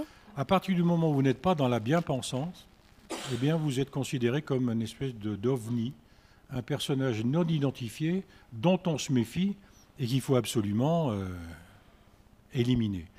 Et ça, je pense que nos jeunes à l'heure actuelle, c'est ce qui me fait un peu peur, c'est que les jeunes sont très attachés finalement à leur liberté, leur indépendance, leur famille, et ça c'est très bien, leurs loisirs, mais ont tendance à dire, et moi je le vois avec mes propres enfants, pourtant ils ont été élevés avec un père un peu... voilà, oui. Et par contre, ils sont dans un... Ça les inquiète pas. Regardez le taux d'absentéisme chez les jeunes. C'est énorme. C'est énorme. Et aujourd'hui, quand j'entends mon fils se plaindre sur telle ou telle chose, je lui demande d'ailleurs, je leur ai dit à mes trois, si jamais je vous apprends, d'ailleurs, je veux voir vos cartes électorales. Oui. S'il n'y a pas les tampons, vous êtes déshérité. C'est simple. C'est bien. Alors bon, c'est vrai. C'est un devoir d'aller voter. L'héritage, mais enfin la suite, ils ne la toucheront pas. Mais du coup, ils vont voter et je les piste pour aller le faire. Mais les jeunes ne votent plus. Les jeunes ne votent plus. Comment voulez-vous avoir le droit de dire quelque chose si vous vous désintéressez complètement d'une situation? Et ça, c'est de la faute aussi de nos politiques et de nous. Regarde les Belges. C'est quand même pas un exemple, la Belgique, de gens innovants, dynamiques, etc. Et pourtant, si vous ne votez pas en Belgique, vous payez une amende. Le vote est obligatoire. On ne peut pas être citoyen si on ne participe pas à la vie de son pays. Tout à fait. C'est la même chose dans tous les domaines. Je veux dire, tout ce qui touche aux allocations, tout ce qui touche aux subventions, aux aides effectivement qui sont perçues par les uns et par les autres, nécessite pour moi une contrepartie de civilité. Je n'ai pas l'impression d'être du Front National quand je dis ce genre de choses. Enfin, ça me paraît tellement logique. Voilà. Et donc, à partir de ce moment-là, dès que vous commencez à parler de ça, alors moi, je rigole parce que dans mes activités, j'ai eu contact avec tous les politiques du monde. Quand j'étais patron de ma fédération, j'avais le ministère des Transports, le ministère du Travail, les chefs de cabinet qui m'imposaient effectivement les augmentations salariales de mes conducteurs au niveau national, en disant il va y avoir une grève. Ah ben oui, peut-être. Vous savez ça d'où? Les syndicats nous ont dit qu'ils allaient bloquer les grandes surfaces à Noël pour que le Français n'ait pas sa bûche, ses huîtres et son champagne. Donc, en tant que politique, j'ai été convoqué par Borloo, qui était un ministre exceptionnel, enfin très consommateur. Je l'ai testé à plusieurs reprises. D'ailleurs, c'était tellement comique. Que je vous raconterai une anecdote qui est encore 30 secondes après. Bien sûr. Mais j'étais convoqué par les ministres à l'époque pour me dire il est hors de question que la France soit bloquée par une bande de pecnos de conducteurs routiers. Donc, vous allez trouver des solutions. Alors, qu'est-ce qu'ils veulent? Je leur dis ils veulent 15% d'augmentation sur leur salaire. Eh bien, il faut leur donner. Alors... Là, c'était trop drôle. J'avais le chef de cabinet qui est devenu préfet de Rhône-Alpes après Carenco, que vous avez tous connu, qui lui était il faut leur donner, vous avez les moyens de le faire. Je dis non. Le taux de marge moyen dans une boîte de transport, c'est 2%. Si vous me demandez d'augmenter les salaires de 15%, sachant que les salaires représentent 50% du prix de revient du transport, 50%, 15%, ça fait combien, monsieur le ministre? Alors l'autre, il prenait sa calculette. Il a enlevé son verre de rouge et il me disait, ça fait à peu près 7. Je lui dis, alors 7 par rapport aux 2, on fait quoi? Vous nous les donnez en plus? Vous imposez des tarifs obligatoires dans le transport pour qu'on puisse les répercuter et donner de l'argent à nos salariés. Démerdez-vous. Enfin, c'était ça les politiques de l'époque. Démerdez-vous. Ben non. On a négocié avec la... alors là, je me suis régalé pendant 3 semaines, juste avant Noël. J'étais au ministère des Transports, boulevard Saint-Germain. On était convoqué par le ministre des Transports à 11h du soir pour les réunions. Il avait le principe, lui il n'y était pas, hein, il avait ses sbires, et il avait le principe de dire que de toute façon les patrons allaient venir, mais après une journée de boulot, on aurait été fatigué, et que pour aller se coucher à minuit et demi, on allait dire oui. C'est intelligent comme système. Donc j'ai pris le truc des ministères, moi j'étais dans mon hôtel, j'avais mes sbires qui négociaient, et j'étais au téléphone, et j'arrivais à 2h du matin pour dire non, on ne fait pas, on ne fait pas. Ils m'ont adoré pendant cette période-là, les ministres en général. Mais finalement, ça m'a fait des connaissances sympathiques. Et, bien sûr, et voilà. Bien sûr. L'anecdote que je voulais raconter, c'était une anecdote, je m'en souviens. Ah si, ah oui, ça c'est effectivement mon heure de gloire. Quand l'Europe s'est constituée, donc il y avait 27 pays, il y avait déjà les 27 à la fin, 27 pays, et le ministre des Transports français, qui était un secrétaire d'État à l'époque, organise un colloque des ministres des Transports européens. Et il m'appelle, je le connaissais bien, Dominique Bussereau, il m'appelle, il me dit, écoute, il faudrait que tu viennes, tu seras le seul qui ne sera pas ministre, mais tu auras le rôle de ministre pendant 4 jours. Alors là, j'ai pris le TGV première classe au départ de Paris pour aller jusqu'à La Baule. Non, pas La Baule, en Bretagne, du côté que tu connais bien. Vers Vannes, peut-être, éventuellement. J'ai été accueilli par un garde du corps, une secrétaire de communication et les Velsatis de l'époque. Vous vous souvenez des Velsatis? Ah oui, les Renault Velsatis. Qui étaient la voiture des ministres. Et donc, pendant 4 jours, j'étais ministre. Alors, ça, c'est à peu près normal, je veux dire. Mais ce qui était intéressant, c'est qu'à la fin, ces gens très intelligents, alors vous voyez un peu le niveau, ils ont créé une course à vélo, c'était La Rochelle. C'est La Rochelle qui a créé les locations de vélos, vous savez, les vélos et compagnie. Donc ils ont créé une course de vélo, il fallait partir d'un hôtel, traverser la ville et puis finir en sprint sur une côte, etc. Bon, à l'époque, j'étais beaucoup plus jeune que tous ces ministres, etc. Donc j'étais en tête. J'ai vu arriver 3 motards de la gendarmerie nationale qui sont venus me dire « Monsieur, il serait de bon ton que ce soit le ministre français qui gagne. » Alors Borloo, qui était dans un état déjà approximatif au démarrage de la course, il a fallu que je m'arrête. Et tout le monde s'est arrêté pour laisser gagner le ministre Borloo, etc.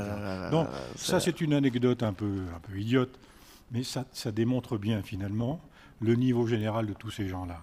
Et ce que tu voulais me faire dire et que je vais dire... Je ne sais pas, tu dis ce que tu veux, toi, Philippe. Moi, je suis c'est qu'en fait, ces gens-là n'ont qu'un... Mais à tout niveau, que ce soit le maire, le conseiller municipal, etc., jusqu'au grand ministre, ils n'ont qu'un objectif. C'est d'être élu le prochain coup. Voilà, c'est tout. Donc à partir de là, quand on sait ça, on ne les prend pas au sérieux. Et on essaie de résister. Alors il y en a qui résistent, puis d'autres pas, parce qu'il y a effectivement ceux qui ont le courage de montrer leurs opinions, et puis ceux qui disent profitons un petit peu du courant pour, pourquoi pas, un cocktail de plus.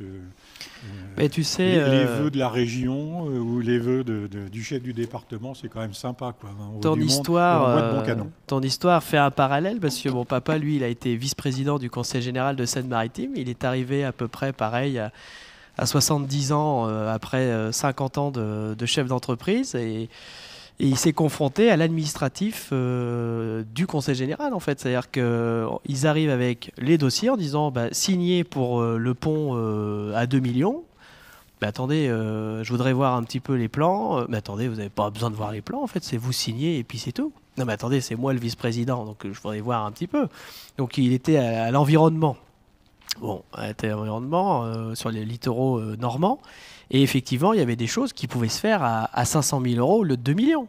Mais si vous êtes contre l'administration titulaire en place, que vous ne votez pas, en fait, vous ne votez que les gens qu'on vous demande de voter, mais c'est les bureaux qui sont derrière, et ben, vous vous battez pendant un an comme ce que tu as dû faire à la Chambre de commerce. Puis à la fin, on vous explique clairement que ça ne va pas bien se passer. C'est-à-dire sinon, ils vont se mettre en grève, ils vont tout bloquer, et après, bah, tu fais plus rien. Et donc, à la fin, bah, tu abandonnes le combat.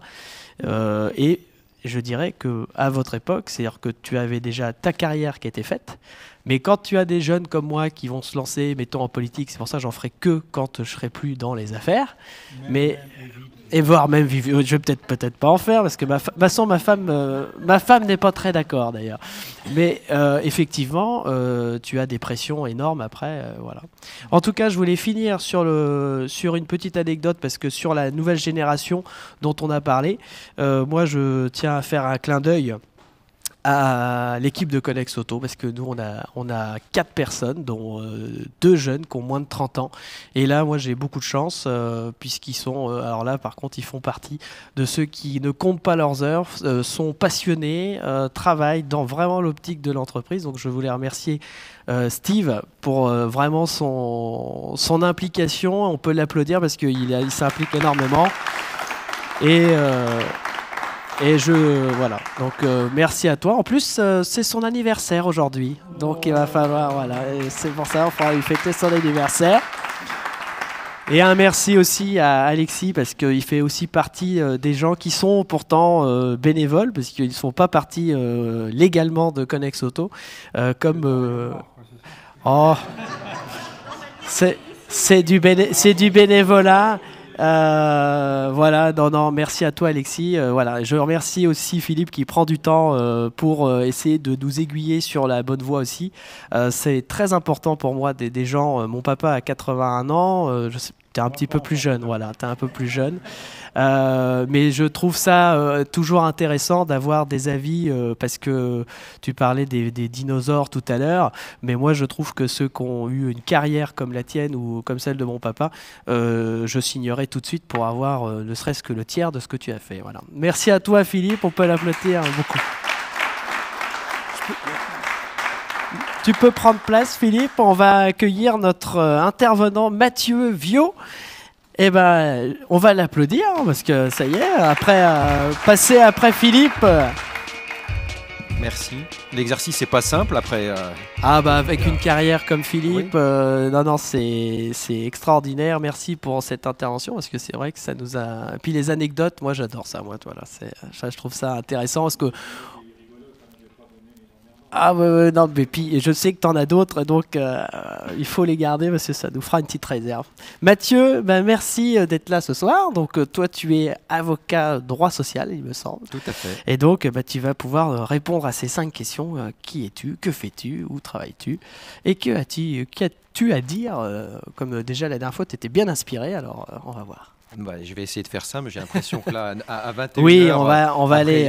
Après une présentation aussi qualitative, et puis je pense que les gens ont faim et ont envie de boire une petite coupette, oui, surtout s'il y a un voilà, anniversaire. On va essayer d'accélérer un petit peu, mais... Non, mais voilà. Alors, qui je suis? Mathieu Viau, je vais déjà me présenter côté personnel. J'ai papa d'une petite fille qui va sur ses 6 ans, et ma compagne est aussi avocate en droit social et associée du cabinet Wallet. Voilà pour le côté personnel. Ce que je peux dire de moi, c'est que j'ai aussi une part, au-delà du pro, j'en ai parlé un petit peu la dernière fois, sportif. J'ai toujours été.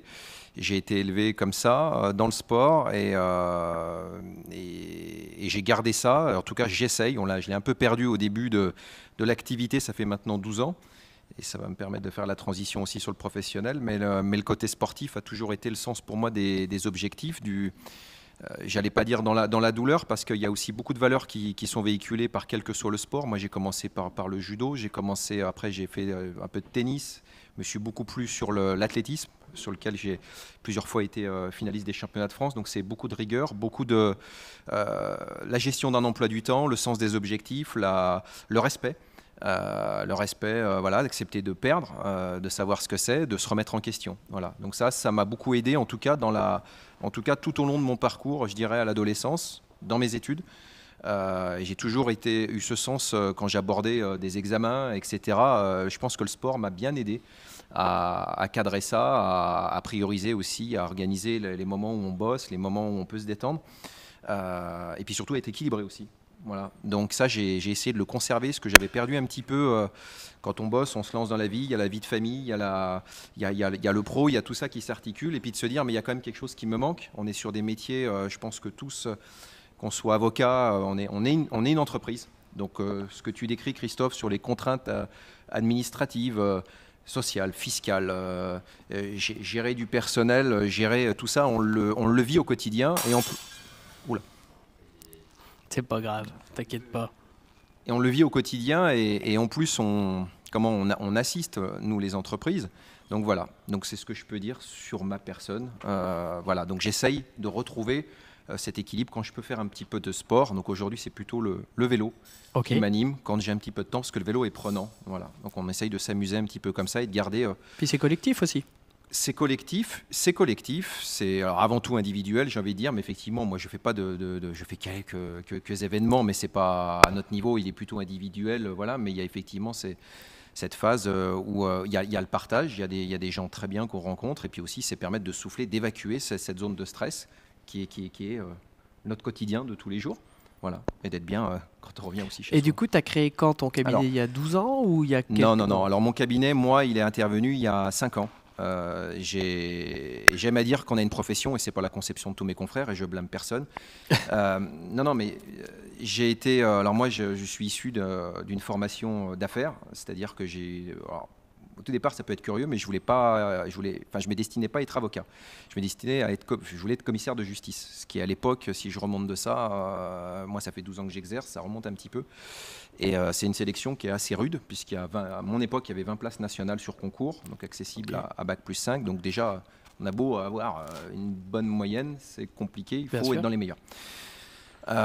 Et donc j'ai échoué non pas aux écrits, j'étais plutôt bon, mais pas assez bon pour aller aux oraux. Donc j'ai vite bifurqué, les études faisant que voilà. Donc j'ai eu un premier master donc Bac plus 5 en droit pénal et procédure pénale.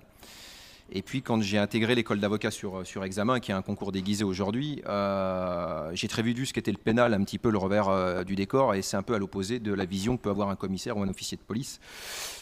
C'était pas forcément la clientèle, en tout cas sans que ce soit péjoratif, qui m'était destiné, si ce n'est peut-être le droit pénal du travail, ce que je traite, et le droit pénal peut-être un peu plus des affaires qui touche une autre typologie de clientèle. Voilà. Donc j'ai refait un master en droit social et un master un diplôme de juriste conseiller en entreprise qui permet effectivement d'avoir un vrai panel de l'entreprise, de comprendre ce qu'est à minima un peu la comptabilité, de ce que le droit des sociétés, ce qu'est le droit fiscal, ce qu'est le droit commercial, etc. Puisque le droit social est une branche dérivée du droit des affaires, et sans comprendre le monde de l'entreprise, voilà, sans faire un bilan, sans comprendre un bilan, ça va être un petit peu hasardeux de faire, par exemple, mettre en place des plans de licenciement économique, etc. Voilà. Donc ça, c'est pour ma formation universitaire. D'accord. Et je suis arrivé sur Lyon et j'ai été collaborateur pendant tout simplement 7 ans dans des écoles, des très bonnes écoles, des gros cabinets de taille, on va dire, où effectivement on bosse beaucoup, et avec ce qui apprend aussi sur la façon peut-être de conseiller, sur le management. Nous, j'étais encore sur une génération où on avait cette valeur travail, et je pense qu'on est à l'articulation des deux. Moi, j'ai 38 ans, je vais sur mes 39, et quand j'ai commencé, on avait encore cette... il fallait qu'on fasse nos preuves, surtout dans ces cabinets comme ça, où moi, c'était du 7 jours sur 7. Donc c'est vrai qu'au départ, il n'y a pas de pitié. Et j'ai envie de dire, ils rendent service. Il faut faire sa place. Et techniquement, ces cabinets m'ont appris effectivement, alors la rigueur c'est une chose, la gestion de cabinet, la facturation, la priorisation des tâches, la gestion du temps, la gestion du volume, l'efficacité effectivement. Après, il y a une chose que ces cabinets qui va faire qu'il y a une part de très subjectif, comme dans le sport, j'ai envie de dire. Je vais faire un parallèle. Non, j'ai pas. Alors, le talent, on peut l'appeler comme on veut, mais on est sur des métiers où il y a une part de subjectivité qui va être propre. L'analyse, le réflexe, le flair. l'anticipation. Il y a des réflexes qu'on va pouvoir acquérir avec l'expérience, et il y a ce que vous êtes. C'est ce qui va différencier un chef d'entreprise. Pourquoi vous plutôt que le concurrent? Comment vous voyez, comment vous lisez une pièce, comment vous pouvez l'interpréter, comment vous plaidez. Ça, on a beau dire, et on apprend sur le tas. Donc il y a des gens qui vont sortir du lot, il y a des gens qui ne vont pas, il y a des gens qui vont vouloir monter leur cabinet, il y en a qui ne vont pas, il y en a qui vont vouloir monter leur entreprise, il y en a qui ne vont pas réussir, il y en a qui vont réussir. Voilà. Donc ces cabinets-là, il y en a qui vont gravir en interne, il y en a qui vont vouloir. Et moi, c'est pour ça que j'ai créé mon cabinet, parce que je ne m'y reconnaissais pas et je pense que ces cabinets, sans les citer, avec tous les avantages qu'ils avaient, parce que pour être spécialiste, je pense qu'on ne peut pas être parachuté comme ça en sortant de nos quand bien même avec notre bagage d'études. Et le bagage d'études ne fait pas tout. Il y a des gens qui font ces études-là, qui deviennent avocats, puis qui quittent très vite la profession, parce qu'elle est difficile, parce qu'elle est concurrentielle, parce qu'effectivement, vivre que de sa matière, eh ben, déjà, c'est encore restreindre les choses. Donc, il faut faire ses armes, et il faut faire son portefeuille de clients et se faire connaître. Et ce n'est pas un métier comme ça où on est... le parallélisme est un petit peu maladroit, où on pose sa plaque et puis les gens sonnent chez vous pour faire une consultation. On n'est pas sur cette typologie de métier. Donc voilà, donc j'ai créé mon cabinet parce que je voulais être autonome, avoir aussi cette liberté d'esprit et de pensée. J'avais une frustration dans ces cabinets où parfois, ce qui me surprenait, c'est que techniquement ou même stratégiquement, un même dossier pouvait passer entre 3-4 avocats. Et là, j'avoue que j'y voyais la limite. Alors, on ne peut pas tout faire, mais il y a un moment donné, sur un même dossier ou une même problématique, je donne un exemple qui peut paraître, j'avais un salarié qui avait un accident du travail, il y a un avocat qui va traiter le volet accident du travail, contestation de l'accident du travail. J'avais un volet faute inexcusable, c'est encore un autre avocat qui va traiter la faute inexcusable, c'est-à-dire la responsabilité de l'employeur en lien avec cet accident du travail. Et puis je me tape le prud'homme derrière, et ben c'est encore un autre avocat qui va se taper effectivement le dossier contentieux qu'on va gérer devant la matière prud'homale. Or, toutes ces problématiques restent du droit social. Et donc, c'est pas que la façon dont un avocat a pu l'écrire, et je trouvais que ça avait ses limites stratégiquement. Et donc, j'avais envie, effectivement, il y avait une sorte de frustration intellectuelle à un moment donné de se dire, bah mince, il me manque quelque chose, ou en tout cas, même si l'avocat l'a rédigé comme ça, je ne l'aurais peut-être pas tourné comme ça. Voilà. Je ne dis pas que l'un a raison ou tort, et donc c'est la raison pour laquelle moi j'avais envie de créer mon cabinet, d'une part parce que j'ai un papa qui était chef d'entreprise, qui n'a rien à voir avec le milieu juridique, donc je pense que j'ai toujours eu cette fibre entrepreneuriale, et ça m'a permis effectivement de me dire, et je l'ai toujours su, je pense que j'étais, alors pas fait, non pas pour pas s'associer, mais en tout cas avoir ce temps de patience, peut-être aussi, de rester dans ces gros cabinets où il faut, par le temps et à force de souffrance, gravir les échelons. Et gravir les échelons, pourquoi, j'ai envie de dire. Surtout voilà. De répondre à une politique. À une politique, et puis vivre de ses propres ailes. Alors je ne regrette pas. Pourquoi? Parce que, les dossiers au cabinet sont gérés de A à Z. C'est le même niveau d'exigence. Et surtout, je gagne mieux ma vie. Et je suis plus libre et j'ai plus de temps pour moi. Donc en fait, quand on fait tout le bilan, eh ben, effectivement, parfois, il vaut mieux franchir le pas de l'entrepreneuriat. Voilà comment j'ai été amené à monter mon cabinet. Et j'avais aussi le désir profond, parce que je pense que c'est un métier de passion, et que, d'ailleurs, comme tous, je pense qu'on ne peut pas faire notre métier correctement si on n'est pas passionné. Pourquoi? Parce que c'est en étant passionné, surtout dans nos métiers, qu'on va pouvoir creuser les questions et pouvoir faire du bon boulot. Voilà. Et donc, je voulais que mes clients, je les assiste de A à Z, et qu'ils aient qu'un interlocuteur, et que l'interlocuteur, eh ben, il prenne le temps, effectivement, de traiter sans différencier telle taille de structure ou telle taille de structure. Ce que j'ai pu voir aussi dans des cabinets où la petite structure, la petite TPE, parce que j'étais dans des cabinets de certaines tailles, les dossiers, il fallait qu'ils aillent vite. Ça, voilà. Il y a une certaine, il y avait une certaine justice que tu recherchais pour. Voilà. C'est un peu comme ici, que quelqu'un investit dans une 2 chevaux ou une voiture, une Porsche, on va le traiter de la même façon et le considérer surtout de la même façon. Mais je peux comprendre oui et non.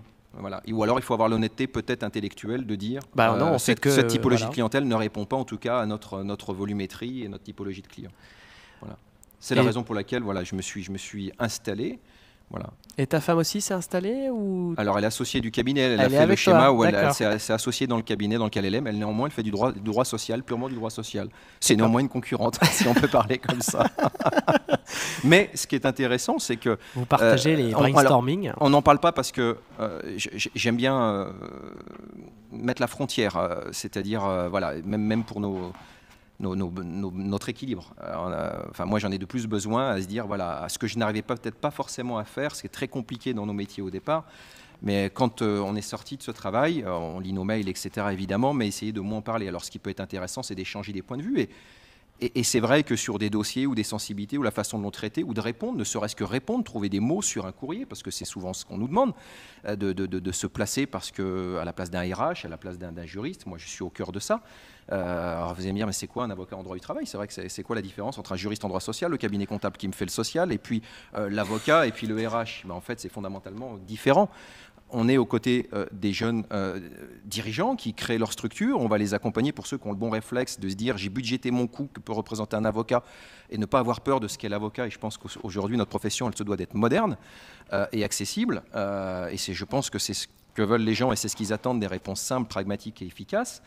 Mais on va être aussi en appui d'un juriste qui, lui, va lire le droit, mais qui va peut-être, sur une situation plus complexe ou conflictuelle, ou précontentieuse ou contentieuse, ne plus avoir la capacité, c'est pas la capacité ou la sensibilité du contentieux ou de l'anticipé de tourner, exactement. Et donc, il va avoir besoin d'un autre regard ou d'une vérification sur un point de droit. Et puis la RH qui est plus dans le côté, dans ma matière, plus opérationnel, qui est plus sur le côté humain de la chose et moins sur le côté, j'avais dire, il y a des très bons RH juridiques, mais qui moins sur le côté juridique. D'ailleurs, ils n'ont pas des formations poussées comme nous sur le juridique. Voilà. Alors du coup, en ce début d'année, Mathieu, qu'est-ce qu'on pourrait faire pour, par exemple, t'aider ou du moins, est-ce que tu as besoin de... Comment on pourrait, par exemple, un avocat droit social, parce que souvent, moi j'en entends parler ou j'en ai eu besoin que si j'ai un souci. Bien sûr. Alors que, est-ce qu'il y a de la prévention à faire ou il y a des... Voilà, parce que c'est un peu le problème, un peu comme le tribunal de commerce où finalement on va le côtoyer quand on est en liquidation judiciaire, alors qu'il paraît qu'il peut y avoir des choses, des solutions qui sont avant, quoi. Non, mon activité, si on la décrit, elle est avant tout, l'avocat, moi je le décris comme avant tout un conseil. C'est un conseil qui intervient en amont. Ça, c'est l'idéal. C'est l'idéal, mais c'est encore une fois, c'est à notre profession d'arriver à le faire comprendre. Il y a des entrepreneurs qui vont le comprendre tout de suite. Il y a des entrepreneurs qui vont le comprendre parce qu'ils ont eu un problème. Et donc, ça va changer les pratiques. Et tant mieux. Mais c'est effectivement, quand on intervient en amont, on va pouvoir édifier. Alors on intervient comment en droit social? Le patron, effectivement, tu vas me dire, toi en social, tu vas avoir besoin, c'est si j'ai un salarié. Effectivement, je ne vais pas servir à grand-chose si effectivement, à ce stade-là, il n'y a pas de salarié. Néanmoins, on peut déjà réfléchir, assister, et en général, on est en lien avec un avocat spécialiste en droit des sociétés ou fiscal sur, par exemple, je me projette, je recrute mon premier salarié. Et aujourd'hui, j'ai beaucoup de patrons qui le font parce que le droit social est un droit extrêmement complexe, ça c'est clair, mouvant, où vous devez articuler la lecture de la loi, la lecture de la jurisprudence qui, je crois, sans pouvoir avoir trop de difficulté de le dire, est celle qui bouge le plus, parce que vous avez la loi, la jurisprudence qui est en avant de la loi. Et donc, si vous n'avez pas le nez dedans, que vous n'êtes pas à fond dans la lecture quotidienne de ce qui se passe en actualité, vous avez loupé quelque chose. Voilà. Donc la jurisprudence, les conventions collectives qui changent tout le temps, voilà, et on a ce qui se passe dans la société. Donc quand on a déjà dit tout ça au patron, et puis qu'est-ce qu'il doit mettre en place? Bon, c'est sûr que le droit social est, je pense aussi un des droits les plus complexes, un des droits les plus complexes aussi parce qu'il y a de l'humain. Il y a de l'humain derrière et ça fait beaucoup de choses. Gérer l'humain est parfois aussi déjà la genèse de notre métier, et je le vois moi au quotidien, des difficultés professionnelles ou des contentieux. Le pourquoi je m'entends plus avec telle ou telle personne, pourquoi on m'a changé de manager, ça c'est nous et la richesse de mon activité c'est ça, et c'est aussi de pouvoir côtoyer un certain nombre, j'allais dire, de nombreuses activités qui sont diverses et variées. On passe du milieu pharmaceutique, qu'on passe du milieu de l'automobile, qu'on passe de l'immobilier, qu'on passe du BTP. Enfin, moi, je m'éclate dans ce que je fais, et c'est avoir une capacité d'adaptation et de comprendre ce que font les entrepreneurs pour pouvoir mieux les conseiller. Donc ça, l'idéal de l'avocat, c'est effectivement quand il intervient en amont, et il travaille avec qui? Il travaille, pour ma part, beaucoup avec les confrères qui sont sur des sphères qui sont connexes, droit des sociétés, droit fiscal. Bien évidemment, pour ceux qui ont le réflexe, les experts comptables, effectivement, qui ont trop tendance parfois, et je ne blâme pas, à empiéter, mais sur toute la sphère juridique, ce n'est pas que le social. Voilà, et je pense que de bien répartir, on va optimiser pour le client et faire de la sécurité juridique, mais souvent on nous consulte parce qu'il y a un problème, et le problème il est déjà consommé. Bon, c'est bien, on va pouvoir dire ça ne va pas et comment on va pouvoir l'améliorer. Et puis nos clients sont des prescripteurs. Enfin, je veux dire, voilà, c'est comme ça. Et donc on a toute cette phase conseil, cette phase précontentieux, on sent que ça sent pas bon, donc toute la vie de la société, j'ai envie de dire avant, conseil, la vie de la société et l'évolution. Je rachète une société, tiens, qu'est-ce qu'il faut faire? Dans la valorisation, on a tendance souvent à l'oublier, mais j'ai même 3, 4, 5, une dizaine de salariés. Comment c'est fait le social? C'est un vrai outil à embûche et donc de valorisation. Ce n'est pas que la richesse économique. S'il y a des choses, voilà, donc on fait des audits sociaux sur des transmissions d'entreprises, et puis effectivement, les boîtes qui ont ce réflexe aussi là, qu'on les assiste. Le précontentieux, quand ça chauffe, c'est pas encore pété, mais on est à l'aune de ça sent pas bon. Donc effectivement, on est en support, on est souvent celui qui va prendre la plume et qui va rédiger dans une optique de sécurité ou d'accès pour mieux améliorer ou de faciliter la sortie. Et quand il y a de contentieux, c'est aussi la sphère, moi, qui m'éclate. Non pas que j'aime aller batailler, mais c'est un peu l'aboutissement de dire on a monté des dossiers, on y croit, il y a des dossiers qui doivent être négociés et il y a des dossiers qui doivent aller se plaider et qu'on n'a pas pu sortir par le haut et qu'on va défendre. Et il faut pouvoir avoir ce même état d'esprit. Et là, je vais revenir au sport, à préparer son dossier méticuleusement avec le dirigeant, le RH ou la juriste, et pouvoir le monter pour pouvoir espérer le gagner ou minimiser des fois les sanctions qu'on peut avoir parce qu'il y a tel ou tel point de droit et qu'on n'a jamais réussi à essayer de le gagner loyalement. Non, je pense qu'on a, comme le sport, on a des bons confrères. Alors le cabinet, il est basé à Lyon parce qu'historiquement, nous, j'ai eu la chance, Christophe connaît mon associé sur les murs parce qu'il a eu le loisir d'avoir affaire à elle dans une autre sphère d'activité, mais on a eu cette chance-là de pouvoir acquérir nos locaux. Donc, moi, je ne suis pas lyonnais, donc je suis arrivé là à la fin de mes études. C'est vrai que j'aurais dû commencer aussi par là. Donc c'est ce qui a fait que je ne suis pas vraiment attaché à peut-être à tout ce microcosme lyonnais qui est très difficile d'accès aussi. Mais en étant extérieur, il y a une. Alors on y vient avec le temps. Mais moi, je suis arrivé à la fin de mes études. On a acquis nos locaux, on a une assise. Pourquoi Lyon? Parce que je suis arrivé à Lyon tout simplement comme ça, qu'on a construit notre tissu familial et notre réseau un petit peu comme ça, et on est sorti dans le Beaujolais pour y vivre. Voilà, c'est ce qui m'a amené ici et c'est ce qui a fait qu'on a eu des interactions. Voilà. Et puis il y a la Cour d'appel de Lyon, et quand on fait du contentieux, il y a une vraie, pour certaines matières, ce qui n'est pas encore le cas du social, mais pour toutes les matières connexes, de postulation. Voilà, donc ça nous facilite grandement la tâche. Bon, enfin, le Beaujolais n'est qu'à 30 minutes de Lyon, donc ça va très bien. Sur les horaires décalés, ça va bien. Merci. Donc c'est très tôt le matin. Merci. Et il y a une frontière, c'est vrai qu'il y a une petite frontière. Non, puis je finirai, c'est vrai que j'ai parlé pas mal, mais je finirai sur le mot de la fin, sur le ton du moment. J'ai entendu beaucoup de choses. Moi, j'ai parlé de passion parce que, voilà, je ne sais pas si ça transparaît, mais je ne peux pas faire mon métier sans être passionné. Je l'ai entendu plusieurs fois. Et quand on est passionné, c'est plus facile déjà à se lever le matin, c'est plus facile à accepter le pourquoi on bosse, le volume de ce qu'on bosse. On n'est pas sur des métiers... voilà. Et la difficulté. Et puis bien le faire, surtout, je pense, déjà. D'essayer de bien le faire pour ses clients et voilà. Ça se ressent clairement dans ce que tu as dit ce soir. On peut l'applaudir, Mathieu. Merci. Merci pour ton intervention. Merci. Eh bien, écoutez, on va donc terminer cette réunion là maintenant. Là, ça y est, on va pouvoir collationner. Sandrine nous a préparé un bon repas, la table est mise. Voilà, on a été un petit peu plus long que d'habitude parce que quand on a un intervenant comme Philippe et puis on a encore envie d'entendre des anecdotes parce que ça, moi, avec les ministres, moi, ça me plaît toujours. C'est intéressant. Écoutez, merci à vous, merci pour votre participation. On va passer maintenant au repas et au dîner. À tout de suite.